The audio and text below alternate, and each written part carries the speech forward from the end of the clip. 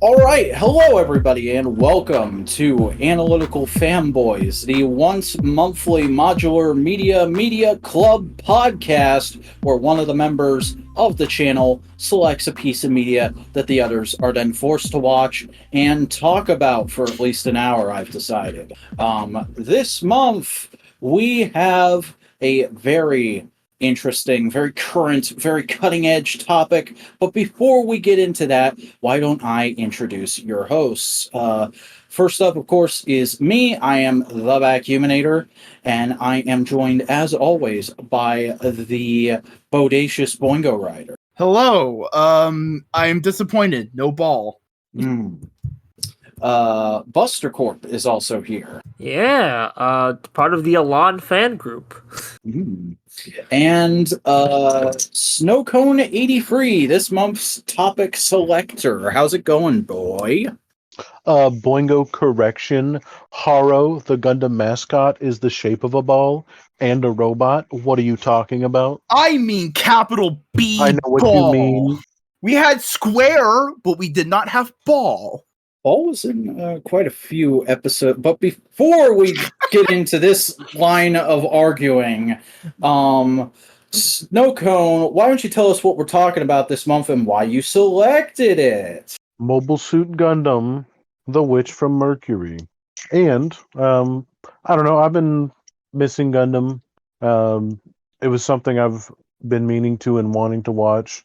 And I thought that not only would it fit maybe everybody's interest a little bit, at least a little bit, but I figured that it would be a nice excuse to have to watch the rest of it and talk about something that's hyper relevant, even still. Because it's a very current, very popular 24 episode animated series from 25. 25 episode animated series Prologue from the Japans. And it's the latest installment in the Gundam franchise, which makes $1 bazillion for Bandai and Sunrise, which we've talked about a couple times on this podcast before. But this is our first time talking about a very new, very current installment of it. And as such, I think it's going to be interesting to see everybody's opinions and how this episode performs.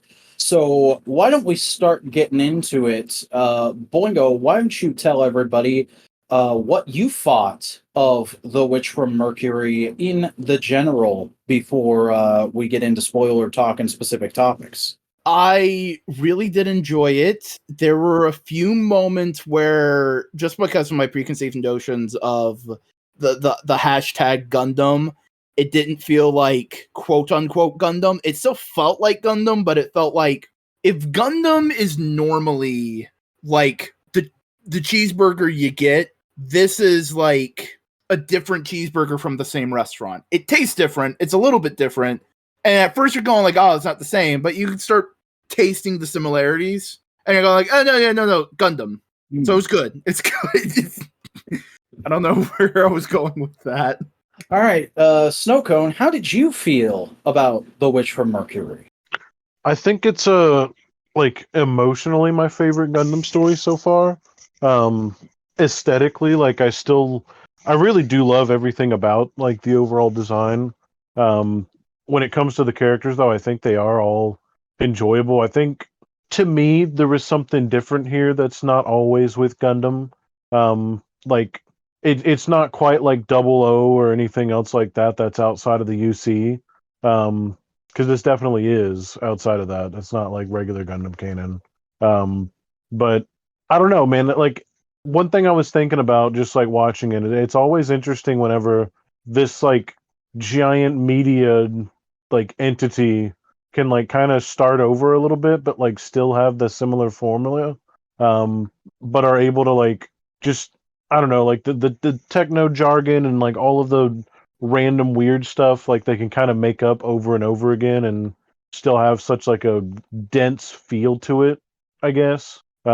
Just with like the new systems and like the Gundam technology stuff. I think my general consensus is, of course, I thoroughly enjoyed this. I think it's interesting to see that they don't full commit at the end, but oh well. It's not really the show's fault, I don't think. But yeah. Buster, how did you feel about The Witch from Mercury? I liked it a lot. I don't think it's. I think from what I've seen, Victory is still my favorite, but this is like a nice second place for me in like terms of like my favorite Gundam stuff I've seen so far. Keep in mind I haven't finished Victory. I'm only like halfway through that show, but either way, really enjoyed this. The characters were great. The animation was pretty good. Kind of concerning that the final episode had to like do the unfortunate industry trend of throw a bunch of animators at it and make hopefully it works out. I mean, the episode was still turned out fine, but like, you know, that's just the comment on the industry. Yeah, it's like they rushed that last episode a bit. Like in terms of production. But that's I didn't know where else to mention that. So I'll just mention it in my preamble. But yeah, overall, really enjoyed the show. Hell yeah. All right. Well, this is this is interesting here because I think this is the first time where everybody except one person really enjoyed the thing we watched. Because here's where I kick you guys into the barbershop window. I really didn't like this show. What? I thought this show was a mess story-wise. I thought it didn't know how to prioritize what it wanted to do. I found the themes to be pretty all over the place and the character arcs to be very rushed. I didn't like most of the characters, and I thought a lot of the designs were pretty bland and ugly. And ultimately, it just kind of reminded me a lot of why I don't like modern seasonal anime. And I kind of spent a lot of the show going like, why the hell did people talk this up so much aside from it has lesbians in it? And there's not even that much lesbians in this show. There's like 3 lesbian scenes total. That's because it's not really the point. Yeah, the point is recovering from trauma. Yeah, and it's sometimes you do that through relationships. Yeah, but I've seen like recovering through trauma done way better in other shows. I mean, here's the thing. Back real quick. I think we're just going to head into spoiler territory. What did you think the themes of the show were? I thought it was trying to do a very simple revenge is not the answer and the world is a lot more complicated than you think it is story, but it often got more muddled than it needed to. Okay, because that's the sub-theme. That's not the major themes. The major themes are trauma, and aristocratic machinations, and how fundamentally expectations of society inhibit one from healing emotionally. See, that's interesting, because I never got the feeling that that's what they were really trying to say, because so much of the aristocratic shit was just very go, go, go, go, go. It didn't really give you a second to get acclimated to or understand the world. Like, there was never a moment where I felt like I understood the way this world's political and what's the word? They get into it a lot. Economic. Yeah. They'd have like multiple scenes of being like, this is where we stand right now, this is what's It happening. is just so much constant technobabble and words I'm not familiar with. This has being even thrown less at you. technobabble than your average Gundam series. Yeah. Like, This has like one major technobabble thing, and that's the it's not Minarsky particles. It's the equivalent of Minarsky particles in this universe. The Gundam format, the Gun Brainstorm. format, and the brainstorm, and the it's the metal they find on Mercury. oh yeah, Well, it's I don't know if technobabble is the correct word then, because I'm just saying like there's a lot of times where they will constantly say a word of a thing over and over again and just keep moving like I'm supposed to know what that is, and it never really clicks for me. skill issue. yeah. I mean, I'm like about like the politics. Like that's why we go back and forth between like Earth and like the colonies, because like it shows us why it's different, and like when we're interacting with like that weird secret group and like See, now you're getting into a whole different problem I had with the show, because I didn't even like the way they handled that, because the one episode where you really get to see what it's like for people on Earth is from a fucking space dude's perspective, and it's just about putting him through hell, and there's only like little tiny hints at things that will affect actual named characters that exist in the rest of the show. And they act like those small things are supposed to make me so invested in the character that I'm devastated when they die like an episode or two later. I mean, half the cast is from Earth, and we're supposed to sympathize with them. Like Soleto. Yeah. Well, not No, Soleto. so she's from Mercury, but you have the Pom Pom Girl, all the A lot of her friends. all of her friends are from Earth, and we're supposed to sympathize of like the space people look down on people from Earth. Like, I know this isn't exactly what it is. I'm just being more general. This feels like a world where Xeon won, and like now everyone's living in Xeon. Yeah. And Maybe. I mean, thematically, that's what it kind of feels like. Well, because like especially with like to kind of jump around a little bit too much, but at the very end, the people that kind of show up out of nowhere, forget what specifically they were called. Like not the. They say like they're the Space Left Assembly people. League or something like that, I think. Yeah, I was just watching the last episode a couple hours ago. I was almost like, holy shit, is this going to actually be like the Earth Space Federation? The regular, like, Gundam, like, quotation mark good guys? Yeah. I 'cause it will was give like- back this. The show does feel like rushed in certain spots, but I think it still worked around its limitations well. Like I've seen like even people who like the show be like, yeah, I could have used more episodes or just more time rather than the seasonal anime structure. I think the seasonal structure wasn't the problem. I think it's just more of what they knew they could do at a certain point, and they prioritized certain things over other things. Yeah. Like having over half the first season take place at that fucking boring ass school. Zach, you know how you were saying like, oh, I didn't get the aristocratic stuff? That's the aristocratic stuff. That's all the internal politics of rich, high and mighty, high elite people, and the way all that kind of stuff works. Yeah. I could see that, but I guess the problem is more so that I just didn't fucking care for that stuff. I just wasn't interested at all. And by like the second duel, I was going like, why are we wasting our time with this? Can we please get into a real fucking story already? I don't need Monster of the Week level shit. Well, that's the thing. It's not Monster of the Week. Yeah. That's what it feels like. It feels like fucking potential fiance of the week. Well, it was like, it would be devastating for that to happen type situation. Like, the investment was like the threat. But also, we only had like 2 of those duels, and one of them was just... No, 3 duels, essentially, and 2 of them were with characters that become major plot points and major players in the story. And one of them is just go like, yeah, time has passed, and a lot of people have challenged, and we just haven't gotten to it. Here's a quick action scene to start the episode. Yeah. And my comment from earlier might kind of make a little bit more sense in this way, because like when I say like a lot of like the same Gundam flavors are there, like a lot of the same Gundam sub themes are there. Like they've talked about similar issues in similar ways, and they just put it through like a new lens. Used to it, like you might not even just understand that like that's what's like popping off or something. Well, see, that's interesting that you'd say that, Cody, because I feel like, or Snowcomb rather, I feel like there were a lot of moments where the show was trying to do the whole like classic Gundam war is hell story, and then it would get distracted by something else. And even in that moment, I'd be thinking like, I mean, this is okay, but I've seen it done better in other Gundam things. Like I forget what it was called because it's been a minute now since I've really thought about it. But the last Gundam thing we did, I felt like it did a lot of the War is Hell themes way better than this show. Because War is Hell they aren't playing it as a major theme. That's like an undercurrent bit.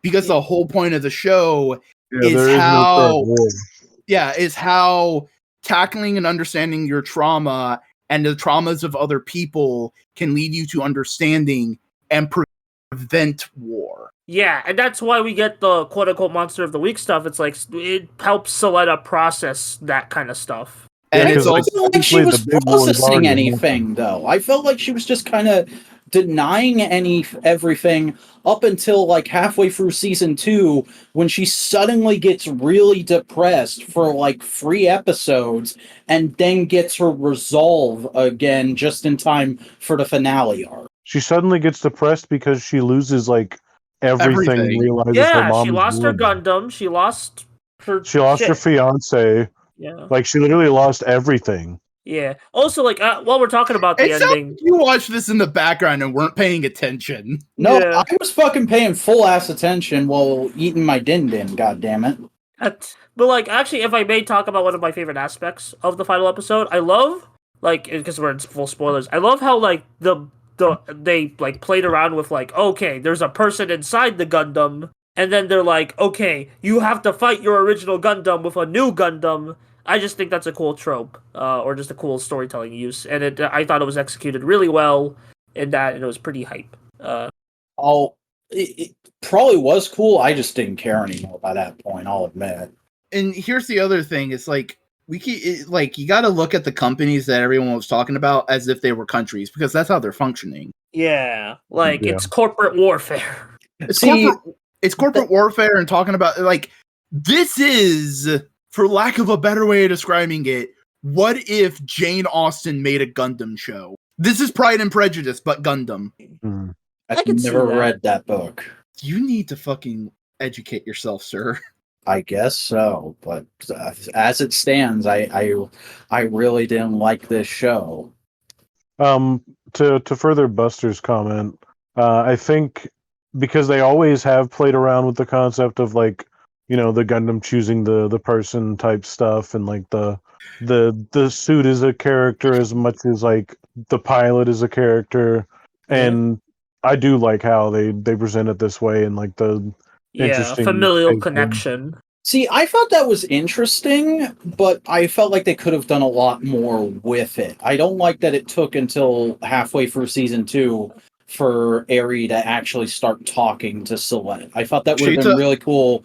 I think it would have been a much more interesting show if, like, from the beginning, she was talking to the Gundam. She was. And people were acting like you're a weirdo. No, she was talking to the Gundam the entire time. Yeah, we didn't hear Eri until halfway through season 2. Yeah. I never got that vibe. She literally says, "How you doing, Ariel?" several times. Yeah, she talks to Ariel as if it's a character. The way she's talking, she never talks to it. She talks about it. She says Ariel is this, Ariel is that, and I get the feeling that she just like really likes this machine, and her mom placed a lot of importance on it. She literally calls the Gundam her sister. Yeah, like there's like scenes of her inside the Gundam talking to just the Gundam. I don't remember It's, that at all. Usually like, zoomed up to her face, and like she'll be upset. It'll zoom it like it zoomed up to Soletta's face, and she'll go like, "How are you doing, Ariel?" And the background would like beep boop boop boop, and talked back to her. That was literally a thing in like episode 3. That was supposed to be it talking. That was communication, yes. Well, she's definitely talking to her no matter what. Like she's talking to the mech. She didn't maybe realize it was like that, but she did say it was like her sister countless times, and still did speak to her. No, like admitting that it did speak back in a way with like its weird, I guess what we'd like almost new type stuff. Yeah, that's another thing I wanted to talk to you about. It felt like the Gund stuff was like artificial new type kind of shit in the show. Like they were trying to force people to become new types. I'm not sure. I mean, the gun stuff is essentially like funnels. Mm-hmm. So they didn't always need to be a new type, I think, to use the funnel. But like, I don't know. It's definitely like kind of like that. It's a little bit weirder just because I mean, you still see like. I'm not trying to say it's one-to-one. They were making new types, but it's like it felt like they were trying to evoke the new type idea. It definitely does, because of like the way they're able to speak with like past loved ones and stuff, and the way that people are joining that force type situation. It's definitely very similar. Mm-hmm. And I think the brainstorm thing is like trying to force a regular person to become a new type when they're not ready for it, and it can fry their brain, kind of stuff. Yeah, I guess that kind of vibe too. Yeah. Should we talk about characters? Sure. Yeah. Well, I guess we'll start off with the protagonists, Soleta and Minori. What did you think, Boingo? I like them. It's very clear that one of them is. Wait, what's Buster in charge now? What happened? Because you don't like the show. Yeah. So it'd be What's easier duct tape on me? Why am I in the back in a row? because fundamentally you don't like the show. So us who like the show can lead general discussion, and then we can go, Vac, what didn't you like about it? And then we can argue and tell you you're wrong. Fuck you guys. Anyway, Voigo, opinions. I liked the anxiety-ridden little fucking redhead. Yeah, and she's just great. like slowly like learning like, oh, okay, because it's very clear that while she feels like she was loved by her mom, that the way as we learn how her mom loved her, it kind of comes clear of like, oh, you were messed up as a kid, and now you're learning kind of thing, and like you're getting out there and you're learning about yourself and you become more confident.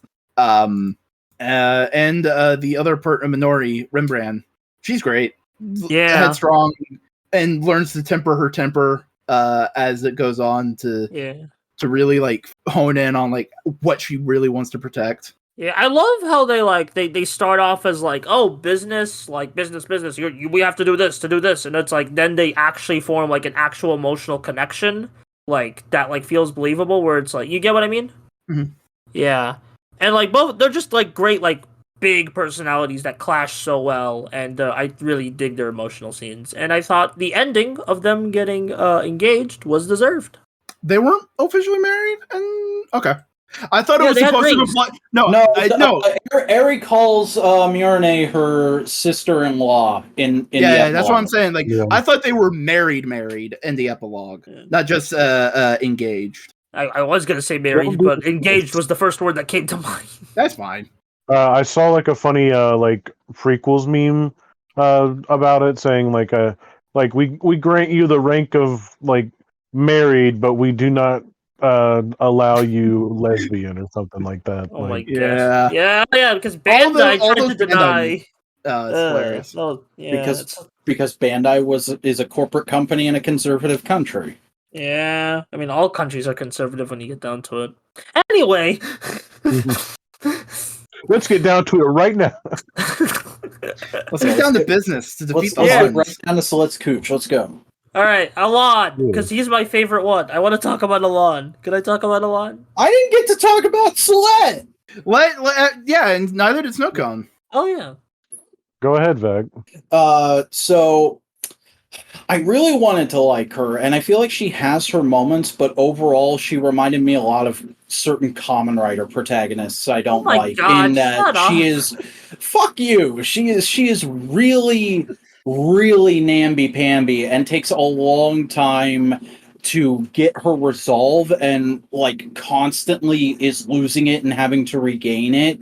And I just don't care for that kind of character. I much prefer either somebody who is already very strong in their convictions, or has to find their convictions in the first couple episodes and then spends the rest of the show fighting very hard for them. That's just in fact does not like character arcs. That's what I was thinking. I want the trauma to be dealt with immediately. I don't want to see the more realistic having to struggle with going back and forth. I like my media to be aspirational. I'll ask your aspirational. Like, this is the genuinely probably the happiest end for a Gundam series. And all you have to be is like, oh, what you should have been. I don't know. This is probably genuinely the most well-adjusted any Gundam protag ends the series. Yeah. Yeah, because I mean, why do people like Gundam again? It makes you feel. Yeah, it makes you cool feel robot. and cool robot. Well, that is true. I did feel a lot of frustration watching this show. My god, this guy. Keep going on with this. People are just going to call you homophobic. I don't care. Okay. Snowcone, save our asses. Here, fuck. I'll dispel that right now. I think the scene would have been a lot. I think the show would have been a lot better if there had just been a scene of them 69ing. There, are we good? They're No. kids. No, they're children. 17. In the epilogue. Anyway, Snowcone, save our asses. I'm not qualified to say that kind of shit. It never stops me. I don't know, just in characters in general. I mean, I really enjoyed Choo Choo because I like the trainer mech. the sniper, and like that character, and how she's just like she doesn't give a fuck. I like her. I like how her attitude changes from like I'm just gonna kick everyone's ass who looks at me wrong to understanding the nuances of like shit. Okay, we gotta fucking play ball here. Yeah. Yeah, I really like some of the background characters, like the Earth Asia whatever Yeah. force that introduces the two other Gundams.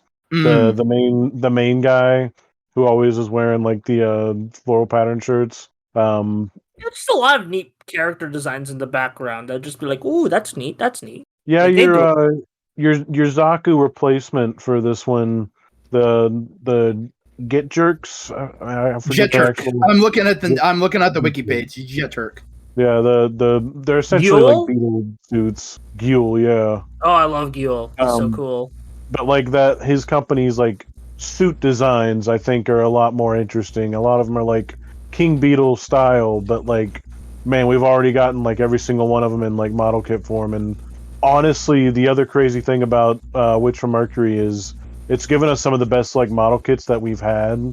Yeah, just like Gundam looking up related. Witch from Mercury, I just see like the best model kit ever, like on Yeah, YouTube. no, I mean the first one they did of Aerie, the early release they did for the prologue, because they did the pink like pretty much like de-Gundamized like epilogue one first. Every single one of them has been better than the last, and has like come down as like some insane level like step for general like model kits. Yeah. So it's just Very- nice to see that kind of like breath shot back into the franchise. And like I know it regardless. was like selling out in like a couple places after the first episode. So Yep. yeah. So if anything, at least G-Witch was profitable for all parties involved. Yeah, and definitely grew the franchise. Yeah, There's more because people involved with it, and maybe we'll get more interesting takes like this in the yeah, future. See, like it's interesting because like I didn't like any of the mech designs watching the show. I thought they were all really overcomplicated and weren't interesting to watch. But then Boingo posts the image of the basic Jitar mech in our server just now, and like just standing there it looks okay. And like some of these models don't look half bad. I think the animation on the mechs just wasn't that entertaining in this show. What'd you watch it on? I watched it on the YouTube. I mean, like a computer. A computer or my phone, depending on the episode. I don't know. I think Vac's just crazy. Yeah, I mean, I really don't know about that one. Like, I mean, you're coming into like my territory with like the whole mech thing, and like the overcomplicated thing. One of my first knee jerk reactions to this, like to the first couple of things they showed off for it, was I thought it was a little too simplified, similar to like some of the 00 like enemies and those designs compared to like a Zaku and all of its crazy detail, or like one of See, the I like earlier classic Gundam. Zaku's, and I think there was a goof looking mech in one episode, the episode where they attacked the high school, and that was like the one in the show that I was like, oh, that doesn't look too bad because it had like some familiar shapes to it.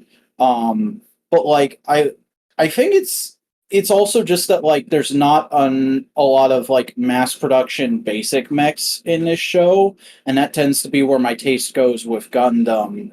I don't like the more personalized, more classically heroic Gundams, and I especially don't like when they're redone in the modern shows. And it looks like they just add a lot more smaller bits of color and panels to them. Like I'm looking at Aerie right now, and I hate Aerie's torso. It looks like a fucking Michael Bay Transformer to me.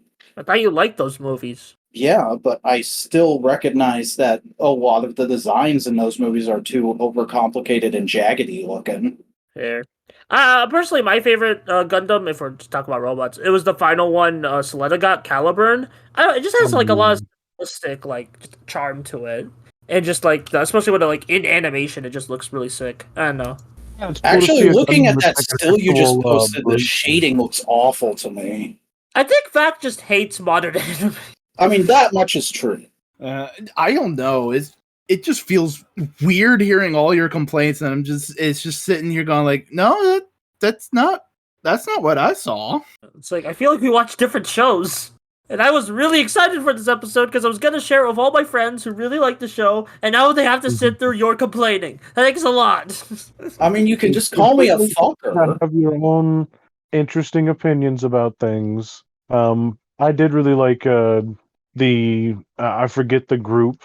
Man, I'm always going to be bad at names, but the more lavender, purple designs with the flower like motif. Essentially, they have the only mono eyes we see. Essentially, oh no, I mean like the weird little school Zords? mechs are the ones with like they're just purple. They're purple. Purple. I'm looking for purple mechs. Did Boingo already post them, or? No, Boingo was posting Jitard shit. Okay. Is it this? Oh, that's a good design. That's a good design. I think I like that guy. I like the nighty looking ones, partially because they remind me a little Battler's Experience. Yeah. Ah, man, I miss LB. That vibe to it. I tell you, if you want to talk about overcomplicated, see like the pictures we're seeing of these in like the immediate sense, like on screen, they don't look at like the details there, but sometimes like they kind of have just like the general color vibe to them. I don't know. I mean, the last. I think it's also just there's something to be said about the fact that like there isn't two factions in this story. There's like 6. Yeah, lots of moving parts. And they each make their own mobile suits, and they all have their own different design aesthetics. Like that's pretty because cool. those are from the Pell group, aren't they? No, that's Grassley Defense Systems. See, I feel like for a lot of people, that would be like a really intriguing and like a huge selling point of the show. And I think for me, it just made things more complicated and hard to follow. It's just that part of the prequels where they talk about the Senate a lot. Yeah, it's a lot of Gundam. Yeah, I think it might just be. If I'm going to be charitable, I'll say part of this might just be that I'm older now.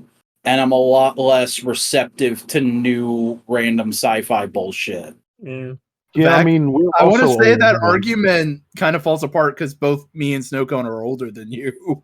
But I also tend to talk like I'm a lot older than you guys in like my spirits. Not really. Yeah, I don't know. I think you're just making excuses. Yeah.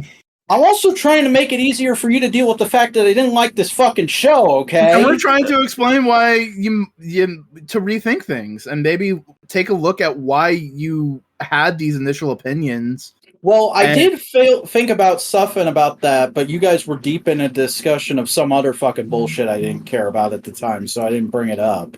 Can I go into that for a minute? Sure. Fine.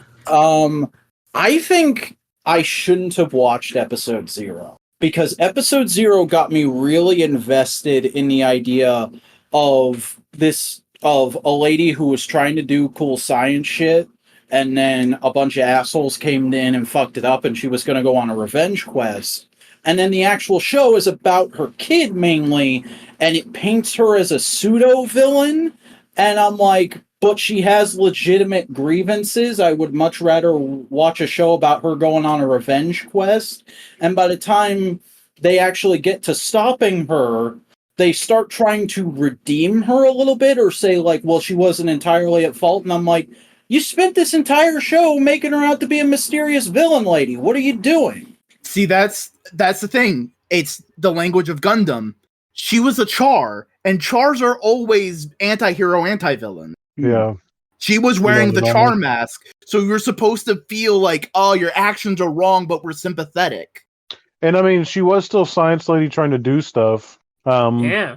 But it wasn't ever really about revenge as much as, like, because they say it nonstop by the end of it, like, just about making the safe space for her first daughter. At the detriment of others, that's the only problem. Yeah. Nuclear option. Yeah. Yeah. Again, it's about trauma. She went through trauma, and in order to try and fix it, she doesn't heal properly, and she's willing to inflict trauma onto others, and does inflict trauma onto Sutella and other people. Sutella, my favorite fucking breakfast spread. Look, if you think of it in the way of she's a bad, shitty mom, but like Miss Mornay understands that like Soletta loves her, and because she feels the same for Soletta, that's why she's like, we're gonna be a family whether you like it or not. Like saying like, you're a shitty, dysfunctional like mom who like this parent went to jail and like they couldn't get right and stuff like that, and like they're gonna make them and force them on the right path regardless, like situation. Yeah. By the end of it, at least. I don't know. I just think like I got kind of into the idea of watching a Revenge Quest show in episode 0, and then when it wasn't that for the rest of the show, I kind of got turned off to everything. I mean, here's the thing. I agree. I watched Prologue first. I think I should have watched it in between season 1 and 2. Mm-hmm. I think that would have been a better placement. It was still good, but yeah, I mean, it's definitely just a flashback. It did come out like way before the whole series too. yeah. I also want to say, like, just speaking towards the whole idea of like confronting parents and whatnot in this show. I do kind of wish to give like an actual criticism to the structure of the show rather than just my own taste issues. I do kind of wish we got more of a resolution between Miorine and her father, because they kind of give you a little bit of it in that final arc, but it's like he can't talk. So she just yells at him for a minute and is like, I'm going to go do final arc shit. Bye. I wish we had gotten a scene of them actually hashing it out and him like admitting like, yeah, it was kind of fucked up that I just offered you up as a prize to be won. But part of the reason I did it was to make you a stronger person and be able to deal with certain kinds of things. But I am sorry. And we never really get that. Like, is he even in the epilogue? I don't remember him appearing there. He is, but the thing is, like, sometimes, because he's definitely the type of person who you wouldn't really get that, and Mjolnir doesn't give a fuck. Like, you have to, like, because sometimes the situation is you do have to get to that point to where you don't need to hear that resolution in that way. Like, you have to find it in a different way. And he was a hard ass in a lot of ways to her, and they kind of have that weird mutual understanding near like the end of it. Yeah. I think ultimately the big blow off of that was the, hey, give me money to make this company. And like pretty much everything else is just they haven't talked through all the problems. And that was the moment where they were like, okay, we are on some level understanding each other, but we have a lot of things to work through, you know? Yeah, and I kind of just wanted to see them work through it, I guess. Sometimes you can't, you don't. Yeah. Should we talk about other characters now? Pink Hair Boy. Pink Hair Boy is fucking awesome because he was a shithead and he grew. Gule. I like Gule. I love Gule. Yeah, I love Gule too. He's one of my faves. He went through actual hell too, like more hell than most of the other people had to go through. Yeah, he people were saying during the show's airing, oh, he should have been the protagonist. And while I don't agree, I do agree he's one of the most interesting characters. He's the protagonist of his own Gundam spin-off. Yeah, that's basically how he is. And he's like, yeah, he starts off as like, oh, I'm gonna do this shit. And it was like, oh, the crushing reality of the world sets in. Oh. I'll agree that he is a very good secondary writer. But by the time they started giving him character development, I kind of didn't care about him anymore because the show had just trained me not to like him so much. The show didn't train you to do anything. The show made him look sympathetic from like episode 3. Yeah. I enjoyed him like the whole time. Yeah, even when he was a jerk, I'm like, I like his antics. I got the vibe from the whole show that he's just a prideful asshole who doesn't. Yeah, and in episode 3, he learns to fucking temper his pride somewhat. But then he's still like grandstanding and shit. He also proposes to Soletta. Yeah. And that's him acknowledging, like, taking down his pride and going, like, you were better. You're cool. Yeah. Literally, the third episode is called Guel's Pride. I thought he was being manipulative in that moment, but okay. No, he's being... No, he's being 100% genuine. Yeah, you can tell when a character's being manipulative in the show. And that was not a manipulative... They framed things certain ways to show you this character's being manipulative. Yeah, like it's crazy because he has that like 180 right there, like right then and there at the end of it. That's why it's as shocking to them as it is the viewer. And that's why and here's the thing, him letting go of that pride in that moment is what led to him having the blow off with his father and having him basically be kicked out of school and started working on the plant, where we get the big full scene of just the world going like, here's your fucking lesson, fucker. Like, he needed to step down on his pride to eventually learn his lesson as a character. Indeed. I think genuinely, I think you going from prologue to school setting probably was just like immediately flipped on your, oh, fuck this bullshit switch. And you just didn't like anything. Probably. I think that's the problem. I think it's just like you went in with a certain expectation because of what was essentially a flashback to like give you some lore. Mm-hmm. And then the show was, hey, we're actually really going to deal with corporatism and aristocratic society and trauma and familial bonds and children. I'm just sitting there going, and Prospero's going to blow it all up, right? Like, that's going to happen eventually, right?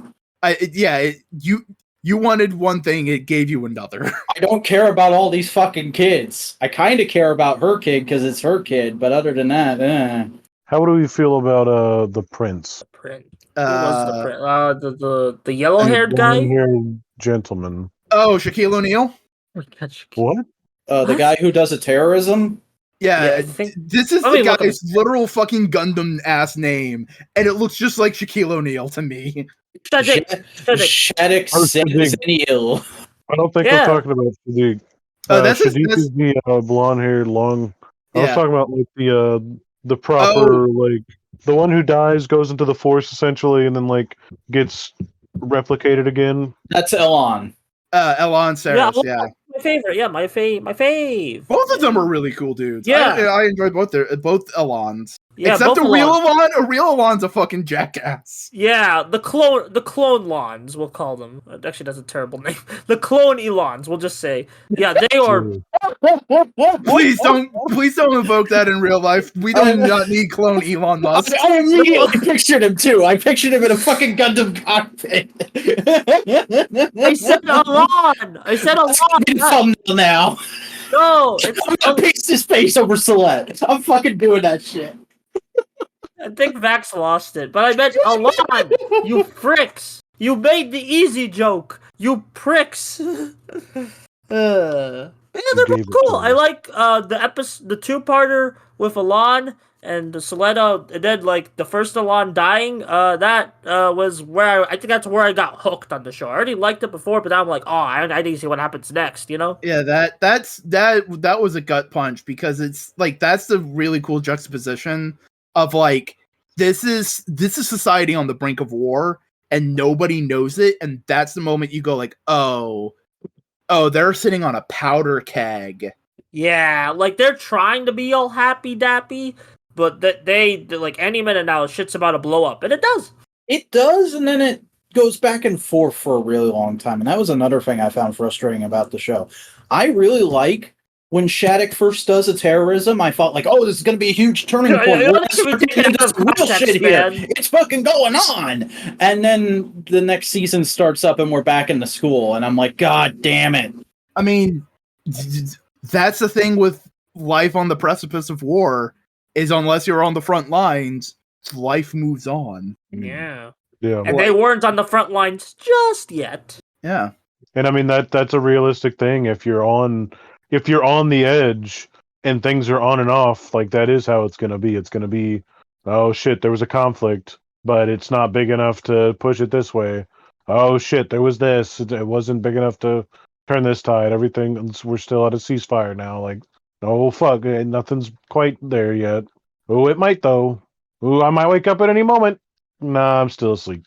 And then one domino starts falling, and then you are heading headlong into fucking war at the final third of this show of just like, oh, this thing happens. Oh, this thing happens. Shit, conflict, war. And then it's finally just acceptance, peace, and helping each other. And basically saying like, hey, yeah, that's how we stop war is empathy and sympathy with each other. Fuck violence. And that's all well and good. And I could get behind the story being about that. I think I just wanted more war, and I wanted it earlier in the show. Like I was frigging waiting for that scene in Kamen Rider Build where Gentoku goes to the other fucking prime ministers and he's like, all right, enough bullshit. I want war. You guys want war. Let's fucking war. I was waiting for fucking Mjolnir to do that. But see, that's the whole thing. Like, the whole reason why it's such a big deal that Ariel is a Gundam is because the war has already happened. The big, crazy, we shouldn't do this again war. And Gundam was the thing that made everybody crazy like that. Like, that's why the president was like, this can't happen anymore. I've devoted my life to it to make sure nobody makes these because of how Fucked up they are. devastating and horrible they can be. Yeah. And, we are slowly shown what that means to be, how devastating and horrible they could be, but how also helpful they can end up being. And this very much feels like the 5-minute. This feels like the 5-minute prologue at the beginning of a Gundam series, right before the war happens, but they stop the war. Essentially, what you were hoping for was something that, like, we're like after it ended, and then like. Yeah, and that's what I'm trying to ask. Is there a show before this in this timeline where all that gets decided by the people? No, this is its own timeline. It's its own show. I mean, it's more about the aftermath than it is anything else. And I think that's a big core problem. Is just I would have been more interested in this story if I had already seen a story that got a world to this point. I didn't enjoy the prologue. But the prologue is also already after the war. She's doing like illegal experimentation, and then he steps in and goes, "Oh no, we already agreed against this."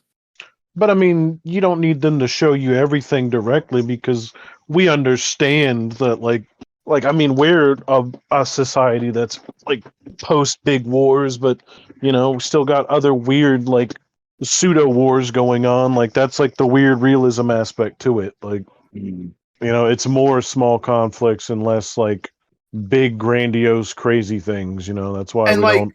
And on that note, to think about it like this, that's why they treat the duels the way they do, because they're just already indicted in this world of violence, and that's just a normal thing. It should be horrifying that high schoolers are regularly play fighting with machines of war. You know what I mean? I just thought it was horrifying that they were fucking treating the fate of a young woman that way. But like it's this very much feels like a Gundam series that if you have to know the language of Gundam to understand like how fucked everything is. Yeah, which is weird because it feels I would think I've seen enough Gundam to get that, and I guess I just didn't. And like I was more focused on other things, like what I just brought up is.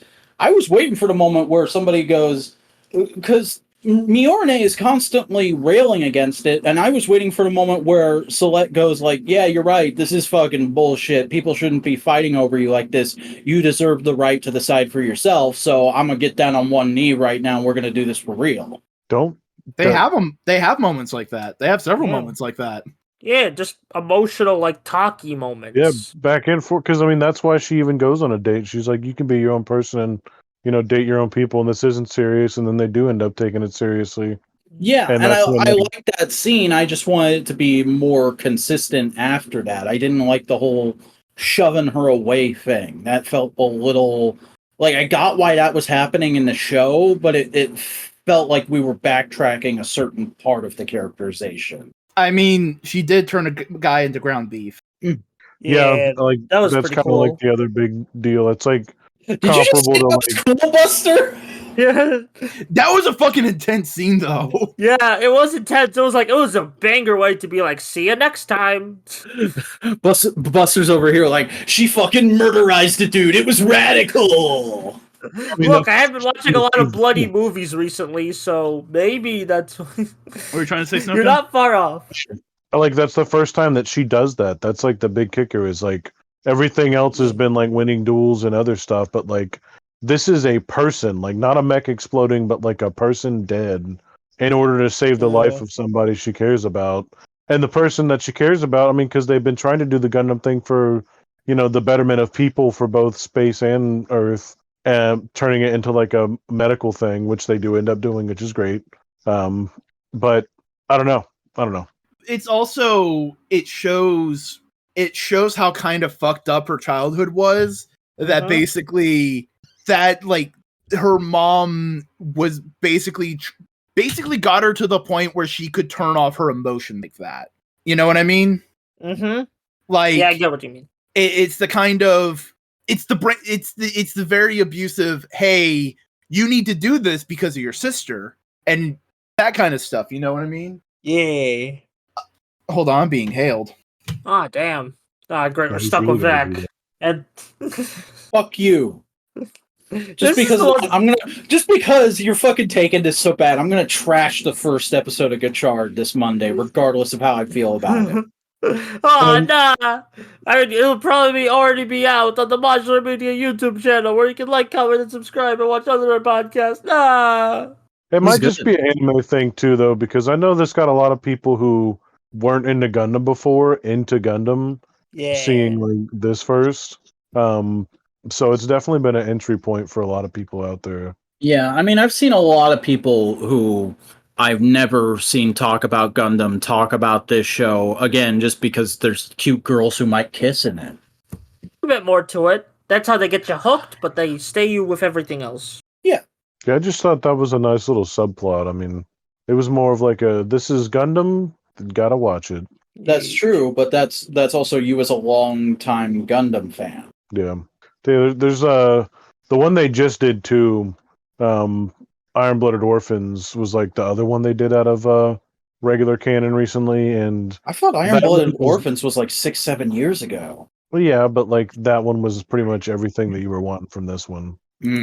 Maybe I should watch that thing. And a bunch of sad, fucked up war shit. Hell yeah. Child slaves, child soldiers, or as they call in the show, human debris. Yeah. Are you talking about Iron-Blooded Orphans? Yeah, that was 2017. Yeah, that's the show you wanted to watch. All right. That's what I just said. I'm gonna put that on my Captain America list. Oh my god. Did we talk about everything, or is there like anything else we want to cover? Trying to think. There's other characters. A lot of the Earth friends of the group are cool. Yeah, but there's not really much to say other than they're neat. They're one-note kind of nothing characters. There's a guy who betrays them and then immediately spends the rest of the show being a total bitch about it. No, he did not betray them. You talking about the skinny white kid? Yeah.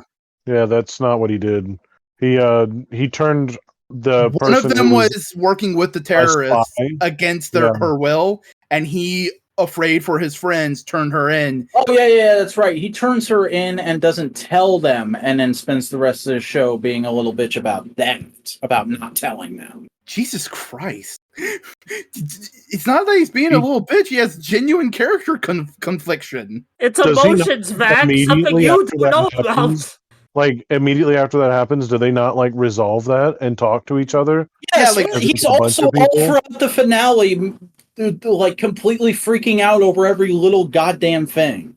I don't know, I just found him annoying. Vac, it sounds like you just want to show with a bunch of alpha male chads. Yeah, let's watch Fist of the North Star next month. How about that, buddy? And then you're going to complain when one of them cries. Gundam is known for being the franchise that turns that exact trope on its head because they always make their like main characters out to be like whatever the opposite of that is. Like that's why Amuro was so divisive because he wasn't trying to be a war hero.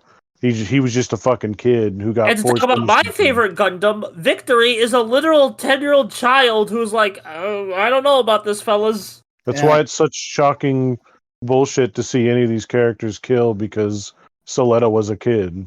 Yeah. You know, Amuro was. So the first time it happens, it's like, you know, mortality, morality, fatality.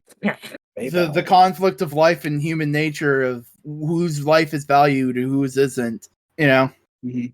And in the end, it's all life is valuable. Fuck violence. Yeah, but also, actually, I don't know, and also, I think, did we dry up everything we could say about this show? I mean, not if you say something like that, because then you can always come up with other things, because genuinely, I thought the action scenes were Buster, good. do you have to go to bed soon? Is that why you've asked that twice now? No, I'm actually having a legit a problem, like, trying to think of, like, what do I like? Like, trying Maybe to you think of should stuff. start like writing out bullet points before you come into this I podcast. probably should. Oh, the Shakespeare references. What do you guys think about that? They were neat. I don't know shit about Shakespeare, so I didn't even fucking realize there were Shakespeare references. Well, the main thing is the Tempest. Prospera is a feminine form of Prospero. Ariel is the name similar to a character in that show. And Caliburn is also a name in that show. There's also a character in there. I'm trying to remember. Which is strangely not specifically this, but like having weird shit be the references of like the mech suit names Mhm. and Gundam is also a weird little trope. I'm trying to. No, there's a They thing between use Shakespeare Ariel with them. and Caliburn in the show. Ah, there it is. Ariel is a spirit in service to Prospero. Caliban is a servant of Prospero and a savage monster. Comes occupied by Prospero and his daughter. Caliburn is forced into slavery while he is referred to as a fecal monster. He's the only human inhabitant of the island that is otherwise not honored with a human shape. Some traditions he's depicted as a wild man or a deformed man or a beast man, sometimes a mix of fish and man, dwarf, and even a tortoise. Basically, he is the servant of Prospero, and that's kind of what Soletta is. Well, that and to a further extent, like Ariel, or I'm sorry, what the actual sister's name is. Airy. Yeah.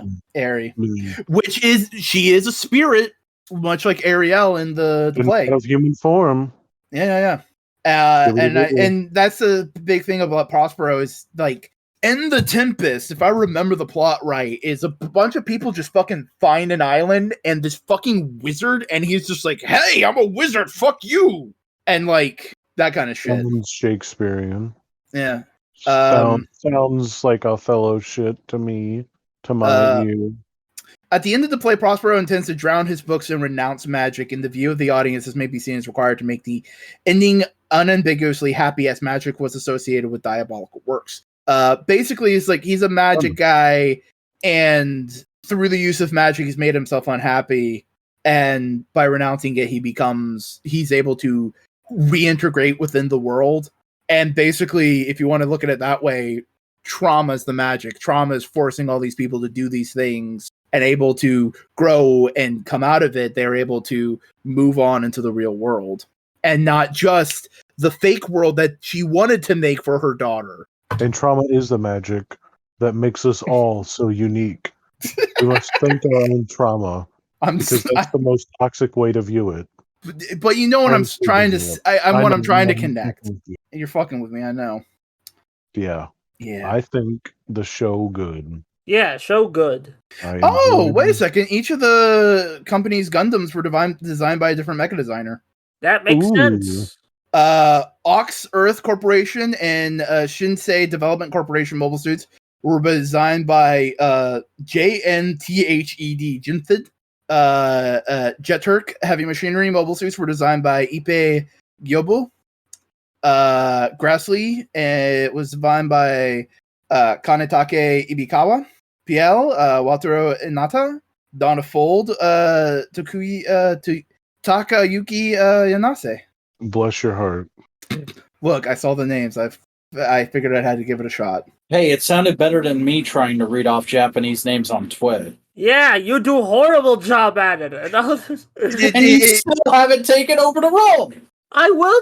I'm gonna try because you keep talking about it. I'll talk about it more, like if you need me to. Reading Romanji names isn't that bad. You just gotta take the syllable and the vowel and bop bop bop bop. Yeah, true. You just gotta read the language and the cadence with the language, and well, there you go. You're reading that language. I mean, yeah, no, you're not wrong. It's just understanding how Japanese works, because Japanese is always a consonant and then a vowel, and then you just bop bop. Yeah, it's easy as that. Well, I mean, language. Fuck off. You can go suck a Gundam dick. Okay, to summarize, to summer my eyes. Sir, we're in autumn. Fuck you. I still don't like the show. I admit I might not have come at it from the right angle, and I'm not going to say it's outright bad, and I'm not going to tell you guys to go fuck yourselves for liking the show. You can go fuck yourselves for trampling all over my perspective. But, if the show looks good to you, you should still check it out. I'm not going to fault anyone for not liking it, so maybe don't crucify me in the comments section. Okay, goodbye. I hope they fare well for you, sir. Yeah. Well, we'll see. We'll see if this is the true blue Beck 2 reception. What does Beck 2 mean? You fucking need to learn the lore of this channel, boy. Beck was one of the Nobody first. does.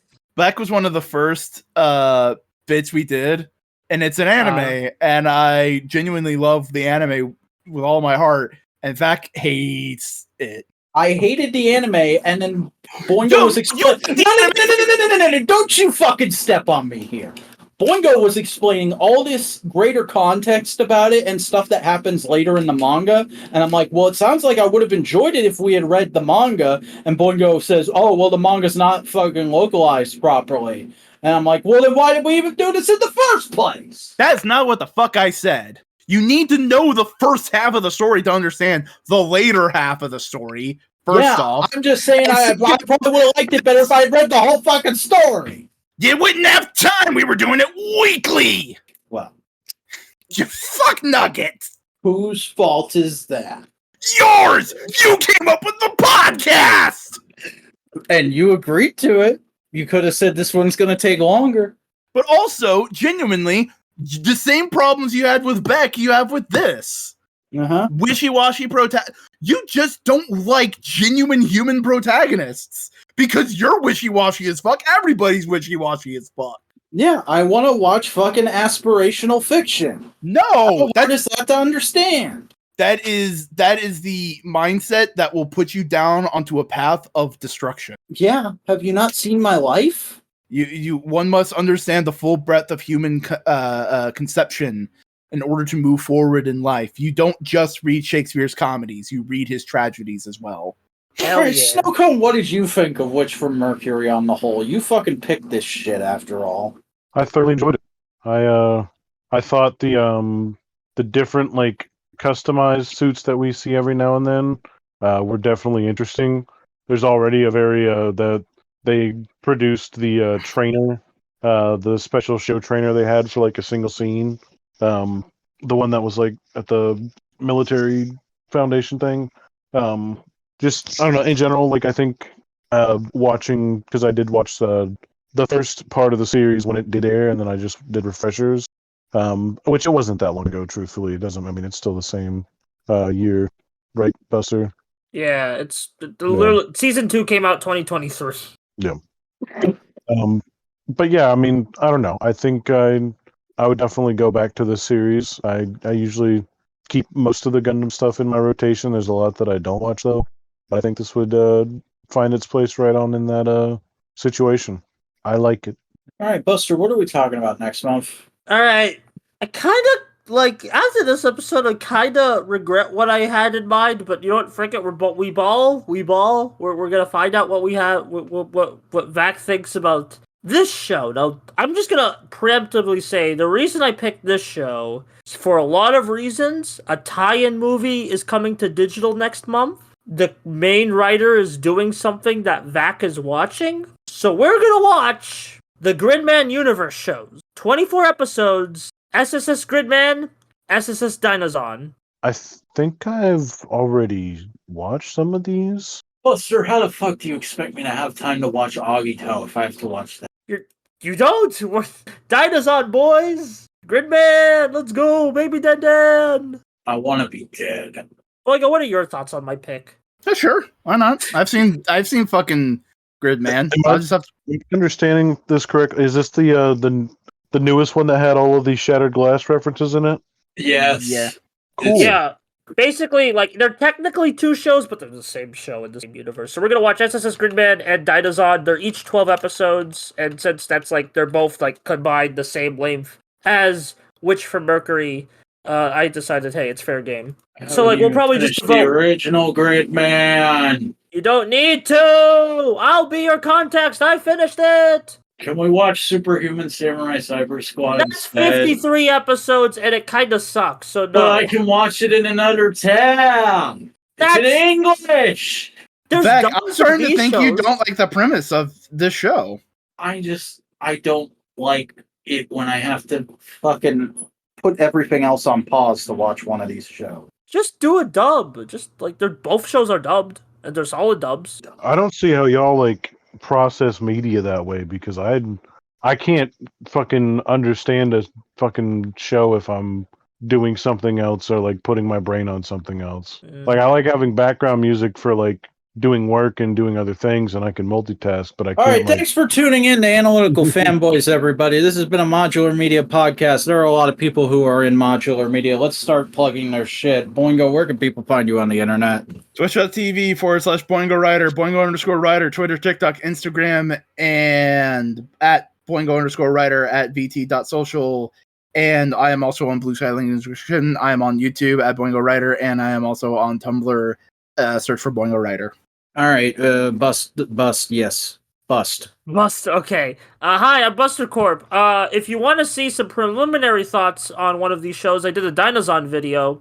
I have a lot of videos on my channel on Ultraman, Kamen Rider, Sentai, and just other shit I'm interested in. So if you want to get yourself prepared for what I think about these shows and exposing Vac and Snow Cone to Dinozon, has Boingo watched Dinozon? I don't know. No, I've seen like the first 5 minutes. 5. Oh, you're in for a treat, man. Oh, you're in for a treat. But like, I've seen all of Gridman. Come on now, I know my expectations. Oh, we're gonna go higher, at least to me. But yeah, watch my YouTube. I'm also on Blue Sky. I barely use my Tumblr. There, plugged. No cone. 83. I'm Vac. I make videos. I'm proud of them. At the Vacuuminator on YouTube. Fuck you for everything else. I don't care anymore. I want to go to bed. Oh fuck! I have to edit this.